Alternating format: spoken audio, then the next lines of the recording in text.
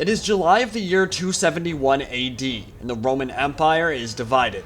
A pretender sits on the throne in Rome, while Zenobia and Palmyra have rebelled in the east. Lucius Aurelian has returned to northern Italy after crushing a huge revolt in Dacia, and moved with his legions on Mediolanum, a city with immense importance to both the Roman and the upstart Gallic Empire. It guards the mountain passes that carve their way from northern Italy to Gaul, and whoever controls the city controls the Alps and all trade and information that pass between.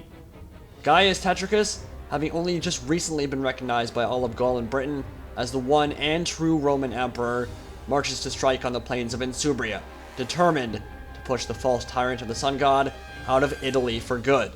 But while these titans clash, disease is spreading, barbarians are encroaching, panic is overwhelming, and the empire is crumbling. The crisis of the 3rd century has begun.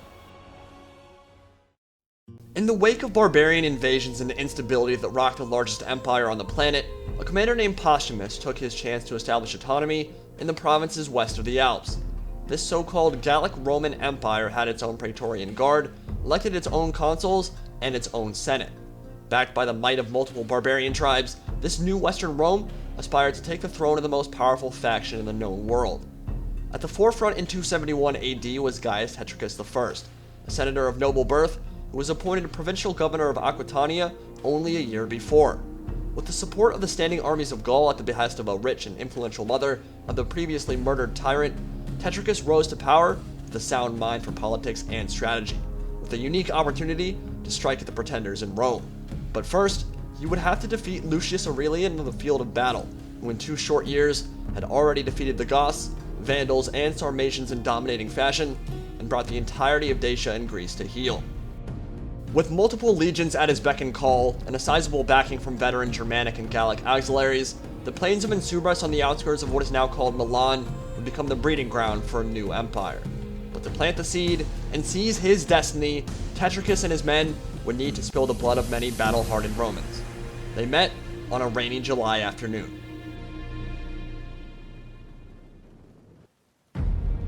Lucius Aurelian has gone by many names, perhaps none more impressive than Restitutor Orbis, restorer of the world. He was credited with the reunification of a fragmented empire and was perhaps one of the greatest Roman emperors in history, accomplishing an absurd amount in his short 5-year reign. At this point in our campaign, he has defeated the Goths, Alemanni, Vandals, and steppe tribes of the east in open battle and proved himself as a military leader capable of decisive action, but has not yet had the chance to bring the Gallic Roman Empire back into the fold, nor the Palmyrene Empire now under Queen Zenobia across the Mediterranean. He won't be given that opportunity. Horns are blown, legions march, and the Battle of Mediolanum begins.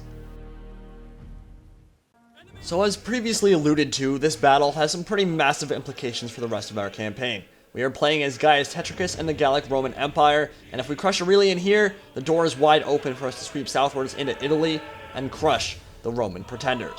Claim the Eternal City, claim dominion of the Mediterranean, create the most enduring realm in the history of mankind. Simple stuff, really. A little bit of ambition can go a long way. So the legions of Lucius Aurelian and the legions of Gaius Tetricus, the 3rd Gallic Legion, begin their conflict in earnest here on the fields of Insubris.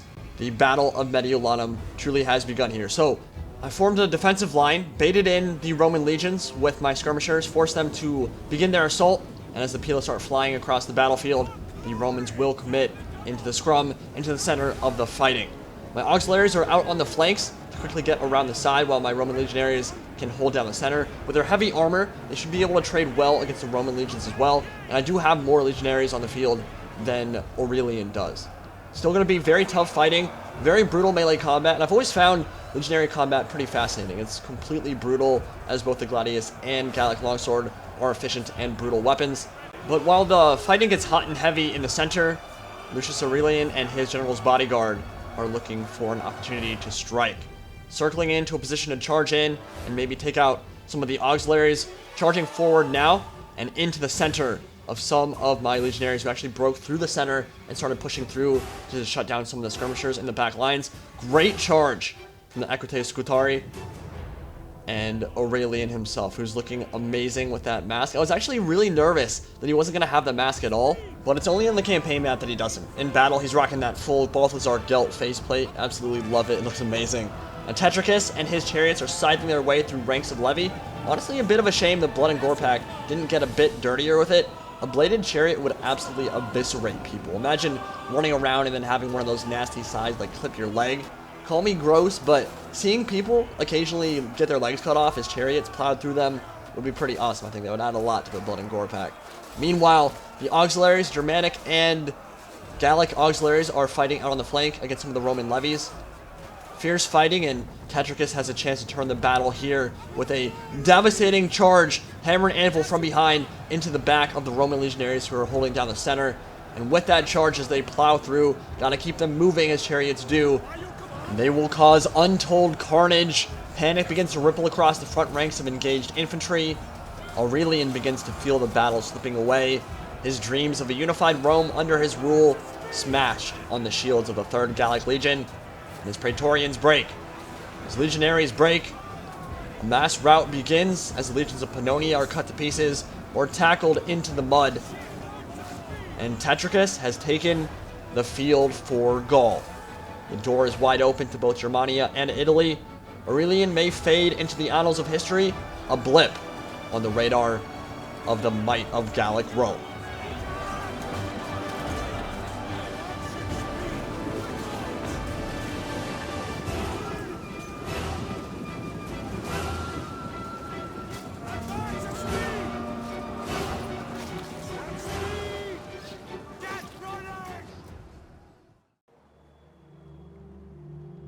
As the snows first begin to fall in late 271, Tetricus and the 3rd Gallic Legion winter in Octodurus, a Gallic town conquered by Caesar and his legions in 57 BC. His crushing victory at the Battle of Mediolanum has cemented his position as the premier leader of Western Rome and the true successor to the throne, as well as his immense popularity amongst the troops. His realm is massive, now including Corsica and parts of Sicily, and all of Gaul. Taking the eternal city of Rome is the biggest priority, as war has truly broken out between the legions of Gaul and the pretenders who control everything immediately south of Mediolanum, but the Alemanni directly to our north have had a bit of a resurgence since being smashed in battle by Aurelian and are pestering our Alpine settlements. We are researching Consolidate Authority, allowing us to build higher level buildings to counter the banditry running rampant in the Empire, and higher level towns as well. Taking power in any great state is an endless and strenuous endeavor, especially in Rome. The imperial history is riddled with ambitious senators and generals who ascended to the throne only to have their rule toppled in 4 seasons or less. Great leaders recognize the importance of not only attaining the ultimate power, but also retaining that position, something Tetricus was all too keenly aware of. Now, as we move along the technology tree, we can research communal rubbish collection, which will give us +7 sanitation in all regions across all provinces, which will cancel out any of the negative effects that we have from building up our industry, which will give us a very strong economy. As Cicero is so famous for pointing out, the sinews of war are infinite money, and the more gold we have, the more legions we'll be able to raise, the more we'll be able to conquer in a short time frame. The House of Tetricus has 67% of the senators in Gallic Rome, and as our empire is admired, we have 5% research rate, +4 public order per turn, +2% tax rate, and +5% morale for all land units. Quite a lot of good benefits for being a Roman Empire. But as we seek to expand our influence and bring more of the Senate under our control, those benefits will increase even more dramatically. The 4th Legion of Illyria has landed in Sicily and established a foothold there, from which they can strike at Syracuse, a city of immense strategic importance, as a naval base and a center for trade on the Mediterranean. There are currently Roman pretenders raiding Corsica, but they likely don't have enough troops to storm the keep, so we can afford to ignore them for now and unite all of Sicily in the meantime. The Legion moves on Syracuse, and the battle is short. Only a handful of city guard remained behind as Aurelian retreated and called his legions back to Pannonia.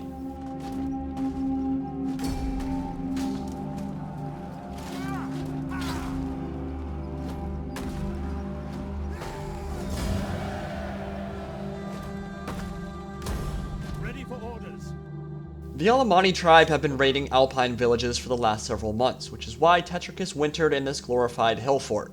His preference, of course, would be to crush the Germans in open battle, but first, he needs to find them, something that has proven most difficult with their lightning-quick raids and ambushing prowess. They aren't called the Thunderbolts of Thunaraz for nothing. If you can't bring them to battle, he'll leave some of his praetorians behind and march on Rome immediately. So the 3rd Gallic Legion marches southwards double time, past Genoa, and into Italia.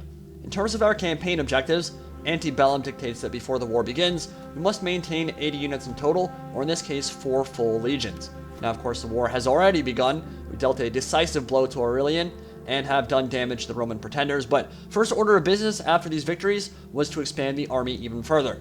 New recruits and hardened veterans joined his legions as the Gallic Emperor prepared to meet the Germanic hosts and Roman pretenders on the open battlefield. We would also consider taking Noria to consolidate Noricum and give ourselves unrestricted access to the Alps, but it's currently under the control of the Marcomanni, a Germanic tribal confederation north of the Danube that we actually have trade and good relations with. They're providing us with a very useful buffer while Aurelian tries desperately to right his sinking ship, and we focus on Italy. And considering the Germans' powerful position, the Romans in Dacia could be in dire straits very soon if the Marcomanni decide to start expanding southwards. Meanwhile, the thunderbolts of Thunaraz, the proto-thunder god of the Alemanni tribe and other Germanic tribes, have appeared near the border of Gaul and Germania Major. The 2nd Alpine Gallic Legion sallies forth from Bergium to hopefully bring them to open battle. With the amount of trees and cover around this portion of the Danube River, ambushes or a fight on unfavorable ground are an unfortunate likelihood, so scouts are sent out ahead to make sure that doesn't happen. Tetricus continues moving southwards into Italy, and finally, he can almost taste it, an accomplishment without equal. The city of Rome, and the claim of one and true emperor within his grasp. It's one thing to proclaim yourself imperator, it's another thing entirely to march into the capital and seize it for yourself. He is within striking distance now.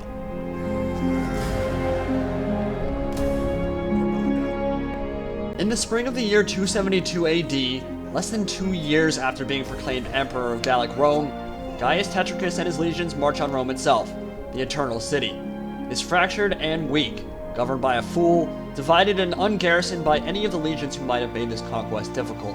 Before long, all of Italy will be under the control of this new empire. All he must do is reach out and take it. This is it. There's nothing quite like finishing a nemesis with that last beautiful stroke in a Total War game, and here, we get to reclaim Rome itself.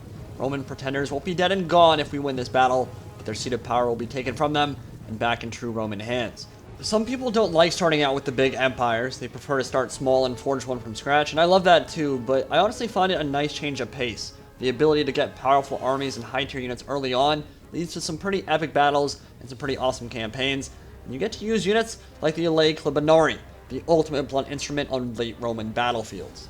Their name was taken from the original Greek word for camp oven or metallic furnace, probably due to the amount of armor that covered both man and horse.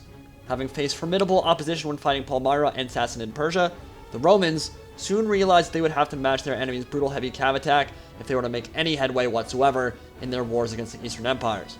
Whereas cataphracts were traditionally armed with lances for charging, Clibonari carried all manner of clubs, maces, and axes, which enabled them to get in close and literally smash their opponents to pieces in melee. And of course, we'll get a beautiful overview of the Eternal City itself. One of the most epic looking cities in any Total War game, and it's gonna be a fun siege. It's unfortunate they don't have a full legion defending it because it could have been a really epic battle, but this was still a good one, and there's a lot of stuff to talk about here. Befitting of any true Roman commander, let the auxiliaries go first and die horribly, and then send the actual legionaries of your own country into battle afterwards once they've been softened up a little bit. So Germanic Warband and the Axe Warriors into melee on the walls, trying to establish that beachhead before the legionaries begin climbing and close into close quarters combat themselves. The press of bodies and the stink of the dead and dying was overwhelming. As you can imagine, being stuck on a wall surrounded by blood and bodily fluids, it's the kind of thing that might make a man go crazy. But for the veterans of the Gallic legions, who have now made it through no less than 5 large-scale battles, it's kind of par for the course at this point. You may not ever truly get used to watching your friends die, but you can certainly become a little more numb to it, and let's be honest, it's mostly the pretenders doing the dying here. Vigiles are glorified firefighters and policemen, not true soldiers. The legions can carve through them like they'd carve through a cake. After brief and fierce fighting on the walls, they've captured and opened the gate, allowing the Clibonari and Tetricus' own retinue into the city, where the side chariots and heavy cavalry can get down to business. And the introduction of Clibinari during this period, and especially the time period of Attila, was one of the things that characterized Roman military structure, taking the best ideas and mercenaries from different regions of the world and incorporating them into their own armies through the use of auxiliaries. Essentially, their ability to adapt was one of the reasons they were such a formidable fighting force for so long. Of course, wasn't true for every leader or every Roman consul. For every intelligent and adaptable commander, there was another cocky, stupid, or overconfident one who would do stuff like march entire legions into the desert to contend with horse archers and cataphracts they couldn't possibly catch.